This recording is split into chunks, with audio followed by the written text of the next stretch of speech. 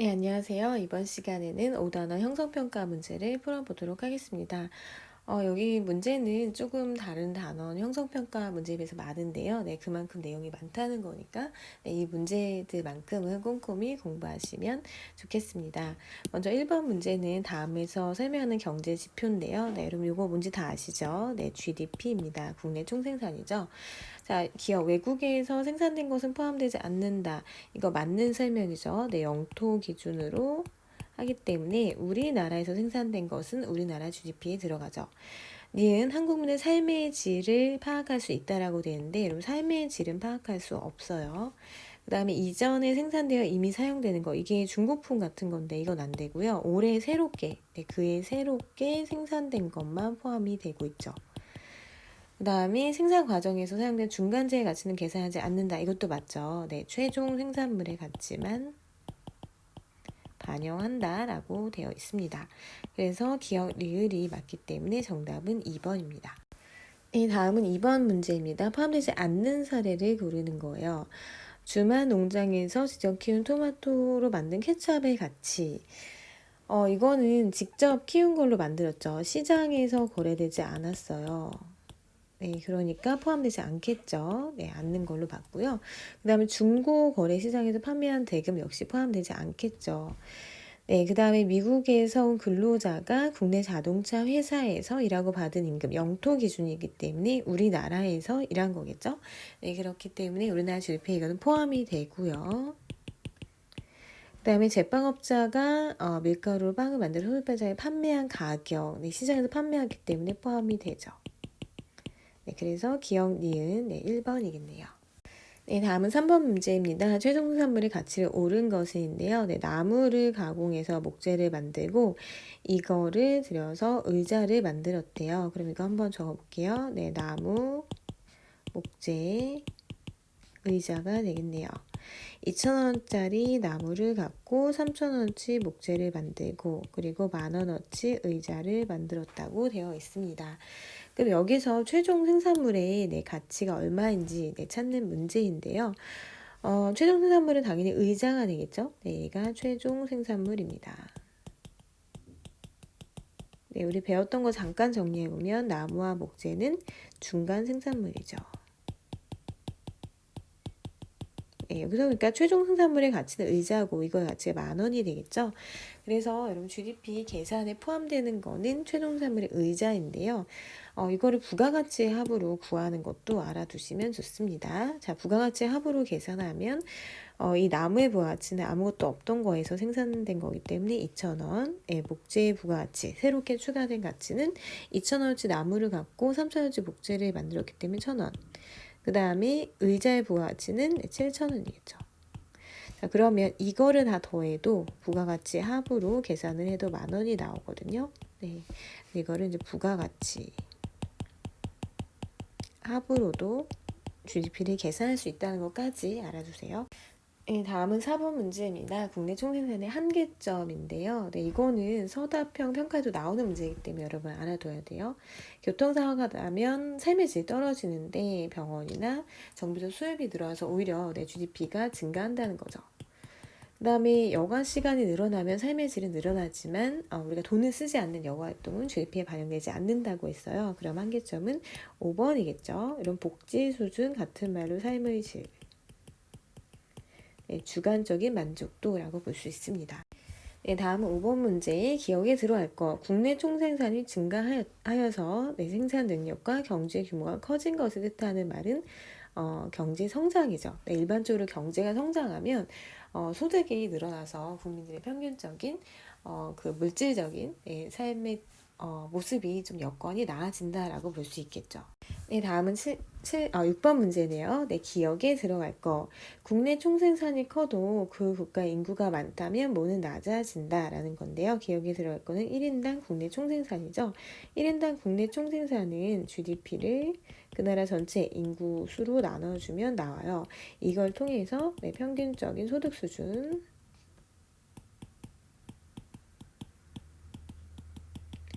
어떤 생활의 정도 이런 거를 파악할 수 있다고 했죠. 국내 생산이 큰 나라, GDP 중국을 보면은 GDP는 크지만 1인당 GDP는 낮아요. 왜냐하면 인구가 너무 많기 때문이죠. 그래서 그 나라 국민들의 평균적인 생활 수준, 소득 수준을 알기 위해서는 1인당 GDP를 봐야 되고, 이 국내 총생산, GDP는 뭐를 나타내주는 지표냐면 경제 규모를 나타내주는 지표였습니다. 그리고 GDP가 증가하는 것을 우리가 경제 성장이라고 했죠. 이런 용어 꼭 정리해서 알아두세요. 네, 다음은 7번 문제입니다. 기억에 들어갈 용어. 뭐가 오르면 화폐의 구매력은 낮아진대요. 그러니까 그 화폐로 구매할 수 있는 구매력은 실질적인 물건의 양인데 이게 낮아지고요.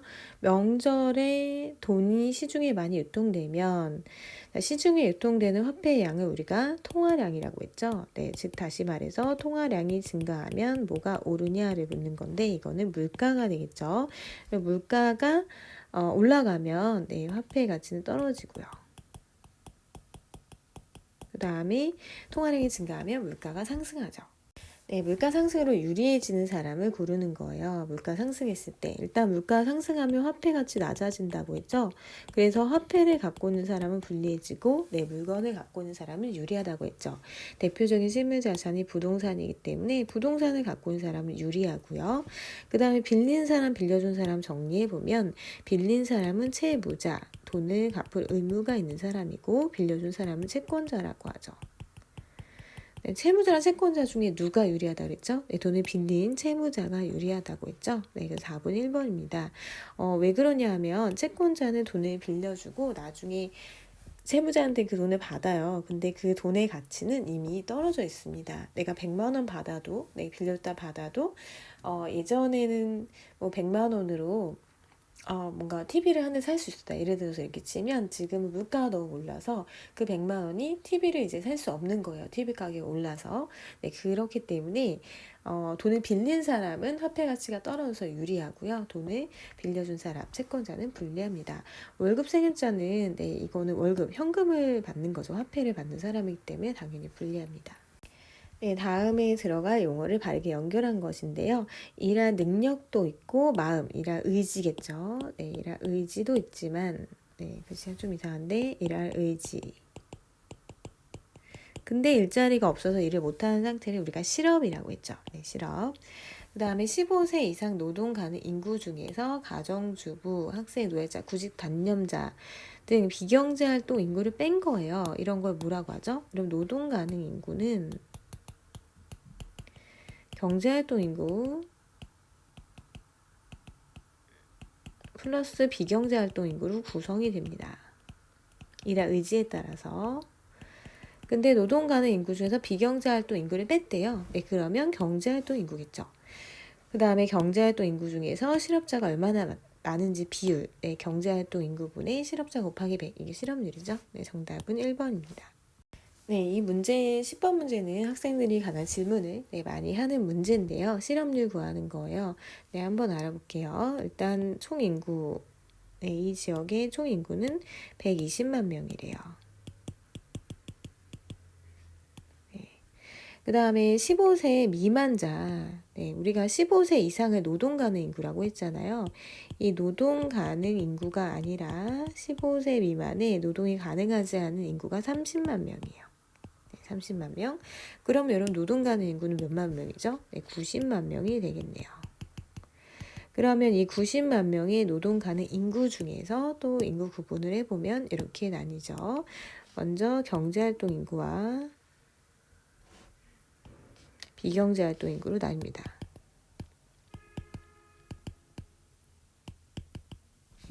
비경제활동 인구.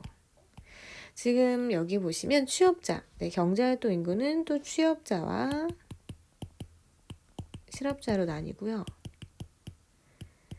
취업자는 40만 명이래요. 40만 명. 그리고 학생, 취업 준비생 5만 명, 취업 포기한 이 사람들은 비경제활동 인구죠. 여러분 취업 준비생 주의해야 될 게 그냥 이 사람들이 공부를 하고 있으면 일단은 일할 의지가 없다고 봐요. 구직 활동을 해야지만 일할 의지가 있는 건데 그냥 취업 준비 공부한다 이러면 일할 여지가 없는데 이 사람들이 기업에 면접을 보러 간다든지 아니면 공무원 시험 원서를 냈다. 네, 이러면 일할 의지가 있는 걸로 봐서 경제활동 인구가 됐지만 그렇지 않은 경우 취업 준비생은 비경제활동 인구입니다. 그러면 15만 명, 10만 명 네, 취업 포기한 이 사람들 다 더하면 지금 몇 명이죠? 30만 명이네요. 네, 30만 명이 비경제활동 인구라는 겁니다.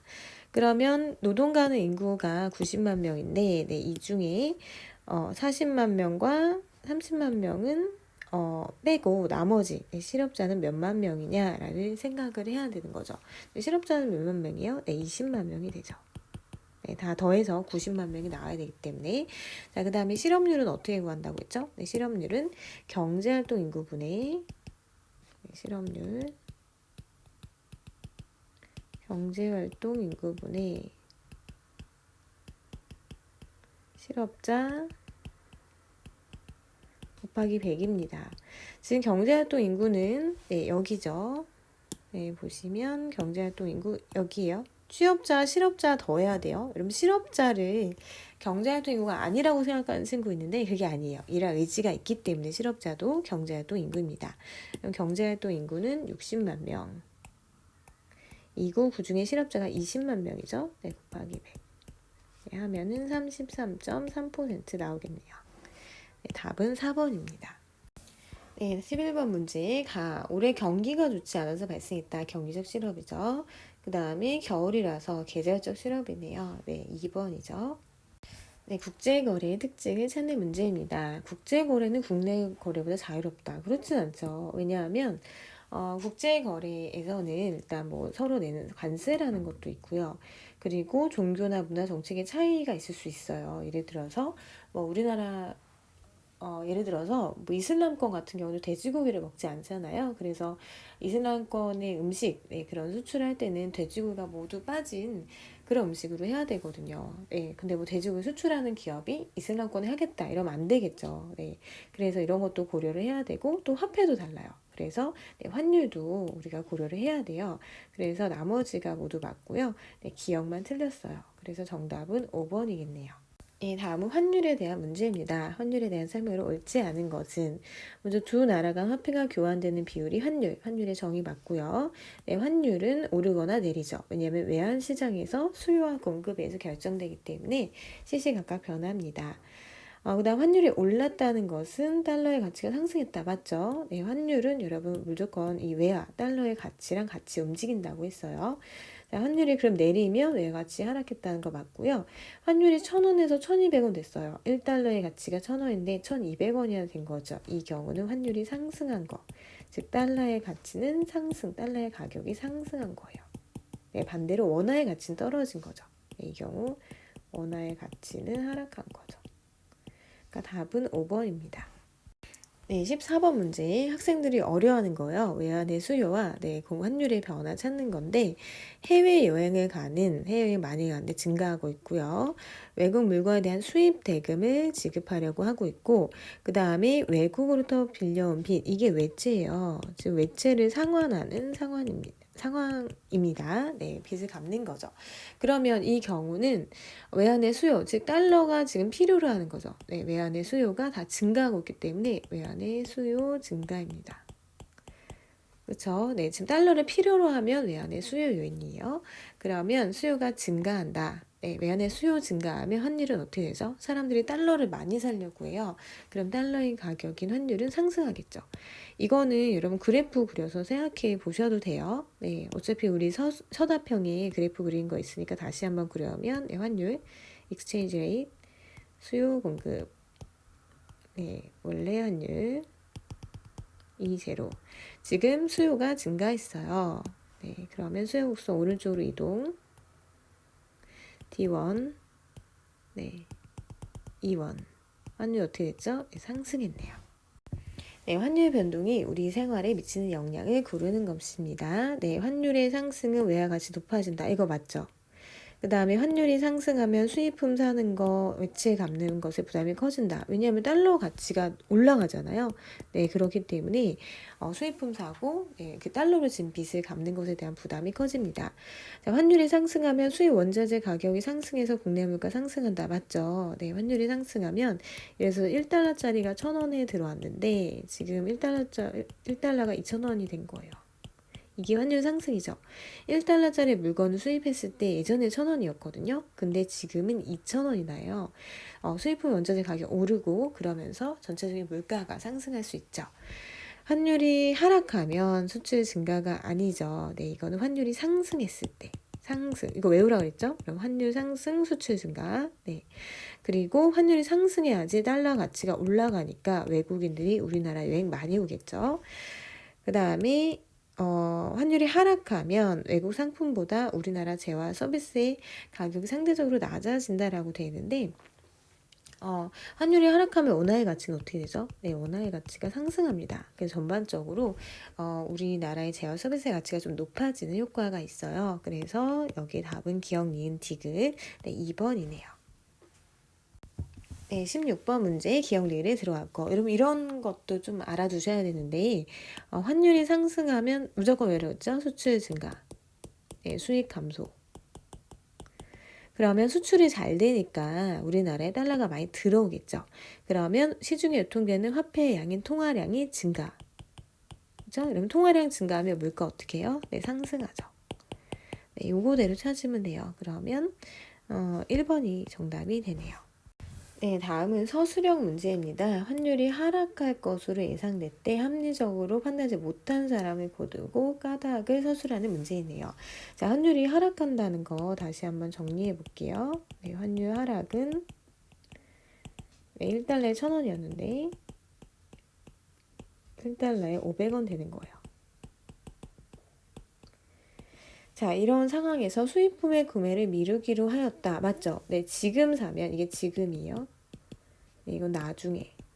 그러니까 지금 사는 게 유리하냐, 나중에 사는 게 유리하냐를 보면 되는데 지금 사면 1달러짜리 수입품 1,000원 내야 되거든요. 나중에는 1달러에 500원만 내면 돼요.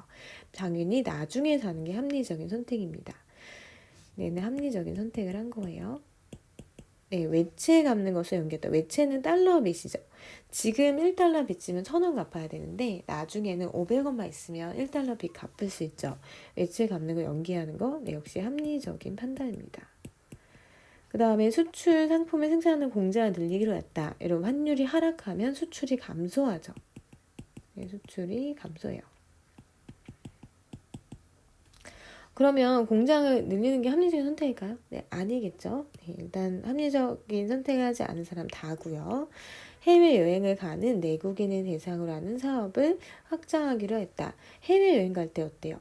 우리가 해외여행 갈 때 달러로 바꿔서 가야 되는데 지금 1,000원으로 1달러 살 수 있는데 나중에는 500원 있으면 1달러 사잖아요. 네, 해외여행 유리합니다. 네, 우리가 해외여행 가는 거 유리해요. 그러면 이런 사람들을 상대로 한 사업 확장하는 것도 맞네요. 그럼 합리적이지 못한 사람은 다이고요. 그 이유는 환율이 하락하면 네, 환율이 하락할 것으로 예상되면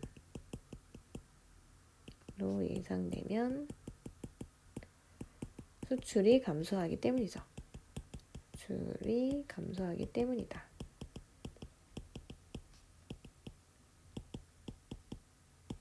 이렇게 적으시면 되겠네요.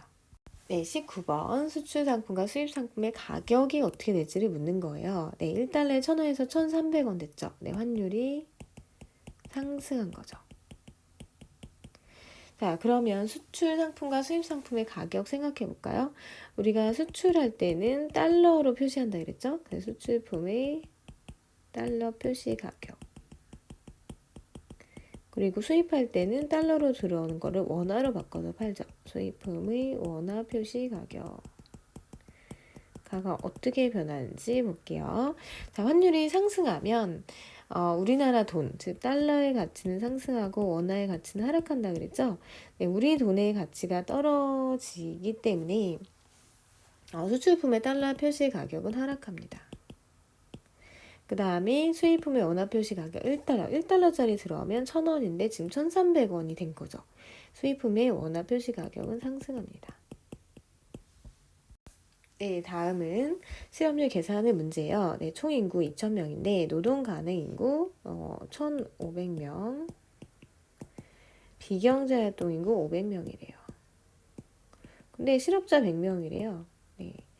그러면 우리가 지금 알아야 되는 거는 실업률이라는 거는 경제활동 인구분의 실업자죠.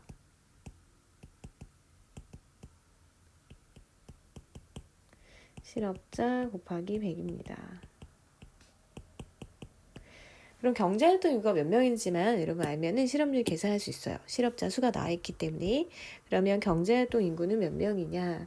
자, 1,500명에서 500명이 비경제활동 인구래요. 그럼 경제활동 인구는 1,000명이겠네요. 1,000명. 자, 그러면 경제활동 인구는 1,000명분의 실업자 100명 곱하기 100이죠. 몇 퍼센트? 네, 10%입니다. 네, 실업률 10% 이렇게 계산하면 되겠네요. 보통 문제는 근데 실업자 수를 알려주지 않아요. 이걸 알려주면 좀 쉽게 할 수 있기 때문에 차라리 취업자 수를 주고 실업자 수를 알려주지 않은 채 풀라고 하는데 그래도 어렵지 않은 게 네, 나머지 나와 있는 숫자를 갖고 여러분들이 하시면 실업자 수 충분히 구할 수 있습니다. 그래서 문제 푸는 데는 크게 어려움이 없을 것 같고요. 여기 문제들은 객관식으로 좀 응용해서 나올 수 있어요. 그러니까 답만 보시면 안 되고요. 그 풀이 과정이나 네, 기본적인 개념 잘 정리해 두시면 될 것 같습니다. 이거는 5단원 형성평가 문제고 4단원 문제도 꼭 다시 한번 풀어보시면 좋겠습니다. 네, 수고하셨습니다.